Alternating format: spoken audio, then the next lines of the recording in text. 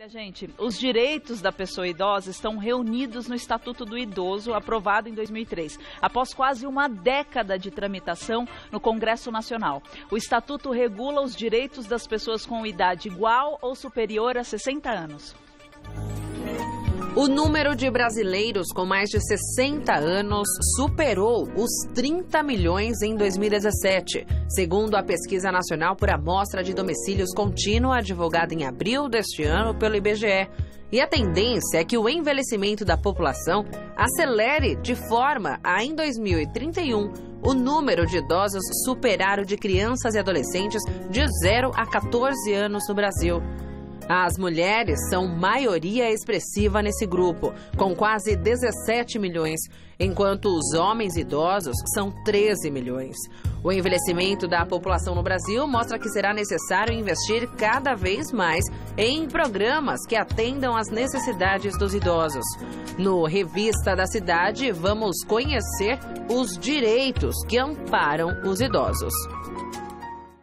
E para conversar sobre o assunto, a gente está recebendo mais uma vez o Murilo Sechieri, advogado e professor da Damásio Educacional. Tudo bem? Seja bem-vindo. Muito obrigado, tudo ótimo, que agradeço pela oportunidade. E a gente que agradece falar de um tema que eu acho que a gente tem que trazer para a reflexão, né? A expectativa de vida aumentou.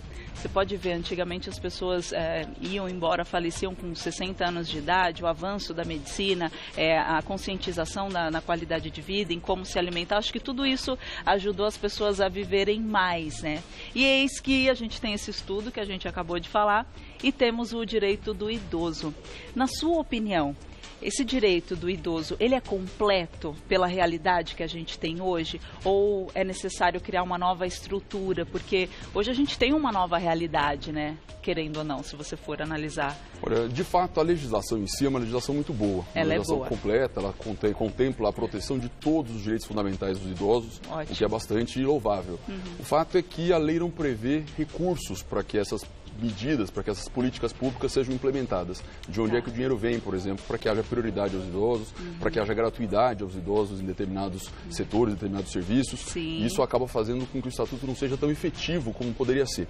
Mas, do ponto de vista formal, a lei é muito boa. É uma lei perfeita, uma lei excelente. Ela, nas formalidades, está tudo dentro dos conformes. A gente só teria que avaliar uma questão mais econômica de distribuição, né? E de colocar em prática essas medidas todas que a lei prevê.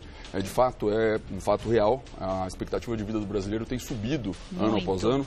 Na década de 1940, para você ter uma ideia, a expectativa era de 46 anos de idade. Pois é, 46. Eu falei em 60, né, que era a minha realidade alcançada, né? Mas aí imagina lá atrás. Em 2017 já passou para 68 anos e, portanto, então, quer dizer, houve uma mudança bastante grande, tem aumentado a expectativa de vida e a necessidade de proteção mesmo. Aliás, me desculpe, em 2016 passou para 76 anos. 76, uma diferença muito grande. E tende a aumentar cada vez mais, tem que aumentar, né? E isso, de uma certa forma, mexe com a economia do todo, né? Eu acho que você tem que repensar na aposentadoria, repensar nas condições desse idoso, se ele está com saúde. Hoje a gente tem, infelizmente, o mercado de trabalho discrimina um pouco as pessoas que têm uma idade mais avançada. Como que o direito do idoso assegura isso com essa nova realidade que a gente tem? E antes até disso, acho que não é só o mercado de trabalho, a sociedade de um modo geral. Sim, de tudo. Os idosos não são respeitados como deveriam ser. É verdade. Um dos dados dessa lei, em particular, que me chamou muita atenção, é o fato de haver obrigatoriedade legal de reserva de assentos em transporte público para pessoas idosas. Você acredita que precisaria haver? Então, não seria uma questão de cidadania, que as pessoas respeitassem esse direito por uma questão de pura solidariedade? Sim. Mas o fato é que há um desrespeito, uma discriminação genérica em relação a idosos. Até pouco tempo, piadas envolvendo pessoas com idade era uma coisa, uma seita. Eu ia até chegar, nessa que é uma coisa cruel, que é uma coisa lamentável. Mas que, de qualquer forma, esse tipo de lei, esse tipo de política pública busca, de uma certa maneira, tentar mudar essa mentalidade, o que é bastante saudável, que é bastante interessante mesmo. Aí também já é um outro setor que bate de novo na educação que a gente sempre fala aqui. Está faltando educação na vida, né, dos brasileiros. As pessoas precisam olhar um pouquinho para o outro, principalmente para o idoso. Porque antigamente, envelheceu, já não serve mais. Que absurdo, né? A pessoa está viva ainda, né? São pessoas com experiências, são pessoas que podem contribuir, que podem cuidar, que podem ajudar. Aqui a gente está falando do direito do idoso e tudo mais. Eu queria fazer uma pergunta para você. As pessoas têm conhecimento do direito, por assim dizer? tudo que engloba, né, que a gente fala que é completo, que ele é eficaz, se a gente colocar mesmo em vigor, mas quem tem um idoso em casa tem conhecimento de todos esses direitos? Ou o próprio idoso sabe que existe essa lei e ela é tão completa assim? Olha, não necessariamente. Quer dizer, as leis elas têm uma redação, uma linguagem que é um pouco hermética, um pouco fechada, até para os próprios profissionais da área. Para os leigos, então, isso é uma dificuldade muito maior. Mas a recomendação que sempre se faz é de que os idosos, os familiares, sempre que tiverem alguma dúvida sobre a existência ou não, sobre a violação ou não de algum direito, que procurem o Ministério Público da sua localidade, da sua cidade, que procurem a Defensoria Pública, que procurem a Delegacia de Polícia em determinados casos, porque há vários crimes contra os idosos também, e, portanto, é fácil. Inclusive com a internet, existem vários órgãos que já confeccionaram cartilhas que prevêem de modo bastante didático, bastante explicativo, quais são, em que consistem esses direitos dos idosos e como é que eles podem ser exercidos na prática. Isso é ótimo. Acho que a gente pode falar de uma forma geral, apesar da lei ser extensa, né, e completa, como a gente já mencionou, falar um pouquinho da questão da violência e abandono, que é o que a gente vê com muita frequência, né? Você vê uma família tendo que cuidar de um idoso e aí, por muitas vezes, coloca na mão de algum cuidador ou até alguém da família mesmo acaba cometendo alguma ação horrível, que eu posso dizer, né? De repente, machucou essa pessoa. Como que a gente faz para preservar esse idoso? Como que a gente pode acionar essa lei que assegura, né, a proteção deles? Os maus tratos contra os idosos são muito frequentes, o abandono contra os idosos também é muito frequente. Infelizmente, em hospitais, né, públicos ou particulares, em clínicas, isso também é uma coisa que é uma prática que lamentavelmente é muito comum. O fato é que esse Estatuto do Idoso, dentre outras previsões, contém previsão de que esses atos são criminosos, e são crimes graves, e que qualquer pessoa, qualquer cidadão, que seja vizinho, que seja familiar, que seja conhecido, que tiver conhecimento, tem o dever, e essa é uma omissão que pode ser responsável, pode gerar responsabilidade, mas qualquer pessoa tem o dever de comunicar às autoridades competentes sobre eventual existência de maus tratos. Profissionais da área de saúde têm também a obrigação legal de informar as autoridades competentes sobre a ocorrência desse tipo de ato ilícito e, portanto, é possível que haja a comunicação às autoridades competentes, em especial a autoridade policial mesmo, para que tome as providências cabíveis, porque são atos gravíssimos mesmo. Murilo, eu vou voltar numa perguntinha que eu tinha feito, mas mudando um pouquinho a vertente, que eu falei da discriminação em todas as áreas, né, gente? Não só no setor de trabalho, enfim. Mas vamos supor que o idoso se sinta apto, fala, não, tô vivo, tô bem, tô cheio de saúde, vou lá na empresa, vou fazer uma entrevista, e aí ele sente que foi discriminado. Ele pode recorrer a algum recurso? Pode. Também o Estatuto do Idoso também prevê um crime, que é exatamente a discriminação do idoso por motivo de idade nas relações de trabalho, nas relações de emprego. A grande questão nisso é provar que o motivo pelo qual aquela pessoa não foi selecionada para aquele determinado posto, para aquele determinado cargo, tenha sido um motivo de idade.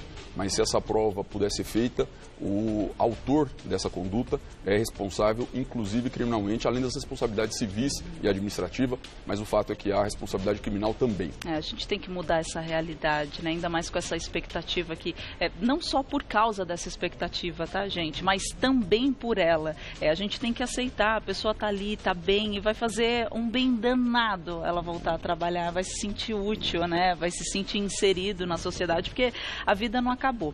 Falar um pouquinho de pensão alimentícia, porque tem outras situações também de pessoas que estão na condição ali idosa e não tem capacidade de exercer nenhum tipo de trabalho, não conseguiu uma devida aposentadoria. Essa pessoa, esse idoso, ele tem direito à pensão alimentícia? E se sim, como acionar também? Não só os idosos, qualquer pessoa tem direito a alimentos desde que não consiga prover o seu sustento pelo seu próprio trabalho ou seu patrimônio. Em relação aos idosos, existem ainda algumas peculiaridades, algumas vantagens que permitem que o idoso receba com uma facilidade maior a pensão alimentícia dos familiares.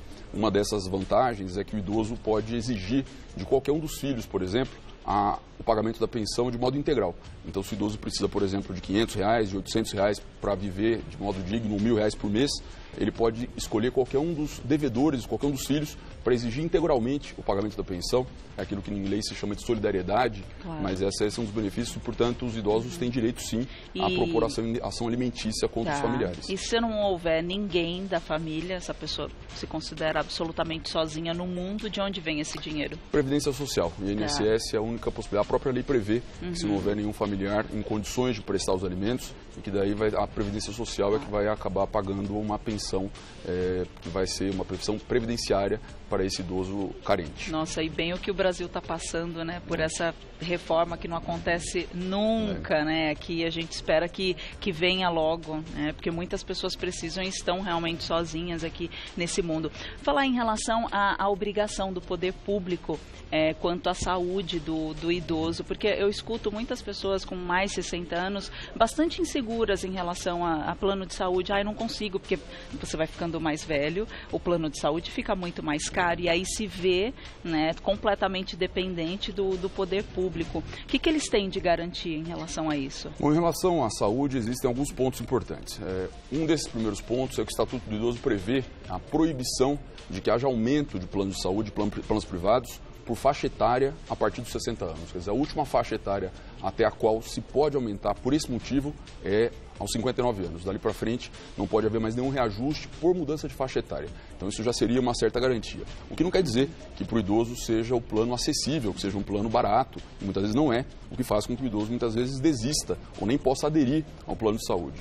O que o Estatuto prevê também é que ele tem prioridade de atendimento no Sistema Único de Saúde, no SUS, o que também não garante que seja um atendimento eficaz, já que nós sabemos que essa estrutura que o Sistema Único de Saúde oferece não é adequada, não é eficaz, não é suficiente para atender toda a demanda da população.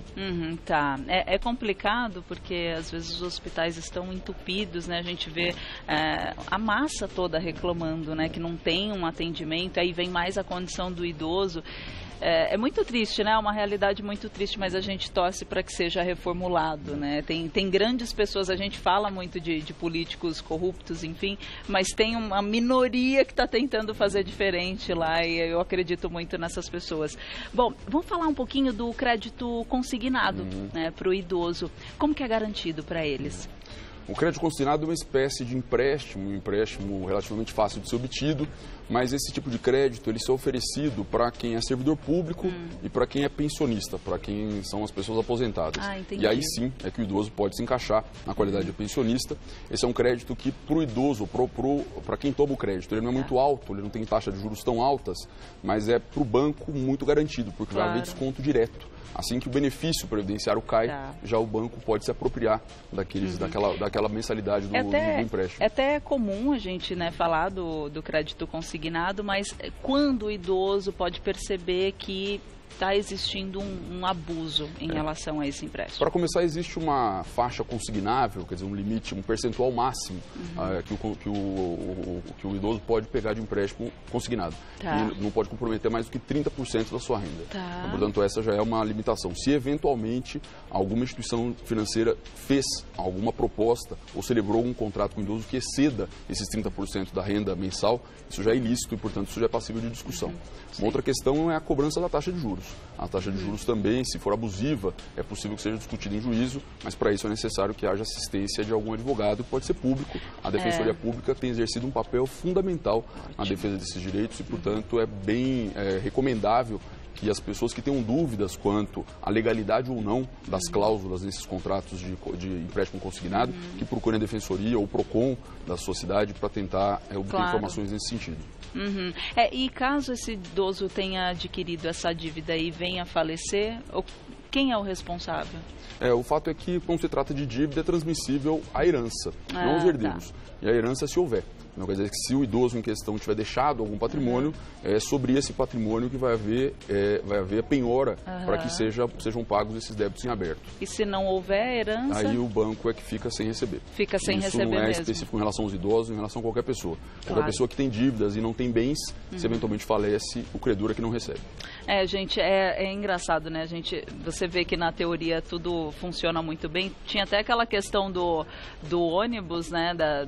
Dos assentos preferenciais que a gente fala ali, que o mínimo é a pessoa saber e deixar, né, a pessoa ocupar o lugar, que nem deveria ter uma lei. O que eu peço, com carinho e todo respeito, é que as pessoas passem a respeitar, sim, essas pessoas que estão aí com mais de 60 anos de idade, não só elas, né? Todos de uma maneira geral. Tem uma necessidade especial, né? Exatamente. Inclusive devem essas merecer pessoas... alguma solidariedade, alguma consideração.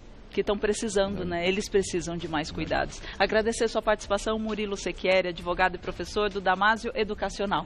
Grande beijo para você e um ótimo dia. Obrigada, querido.